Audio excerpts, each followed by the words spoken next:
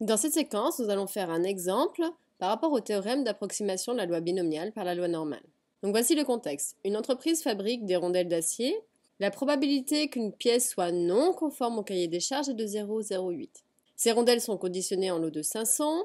Le nombre de lots produits est suffisant pour qu'on considère le choix des 500 rondelles comme un tirage avec remise. Et x, c'est la variable aléatoire qui compte le nombre de rondelles non conformes par lot de 500. Première question. On aimerait justifier que x suit une loi binomiale et on vous demande de préciser ces paramètres. Donc faites une pause sur la vidéo, essayez de chercher tout seul et venez voir si vous avez juste. Donc on se souvient, pour une loi binomiale, il va falloir avoir 4 choses. Déjà, premièrement, on doit vérifier que on est bien dans une expérience de Bernoulli. Donc ici, c'est bien le cas puisqu'on voit que x mesure les pièces qui vont être non conformes.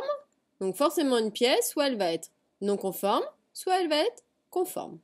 Comme x mesure toujours le succès, eh bien on va poser S dans l'expérience de Bernoulli comme étant être non conforme.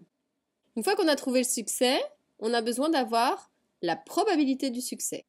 La probabilité du succès sera toujours notée P, et donc d'après l'énoncé, puisque j'analyse qu'on veut être non conforme, il me semble que dans l'énoncé on disait que la probabilité d'être non conforme au cahier des charges était de 0,08. Donc ça, c'est la valeur de P. Ensuite, pour voir si on est bien dans le cadre binomial, on a besoin d'avoir une répétition. Et en fait, c'est le cas, puisqu'on me dit que dans le lot de 500, on considère le choix des rondelles comme étant un tirage avec remise. Donc ici, on va répéter 500 fois l'expérience.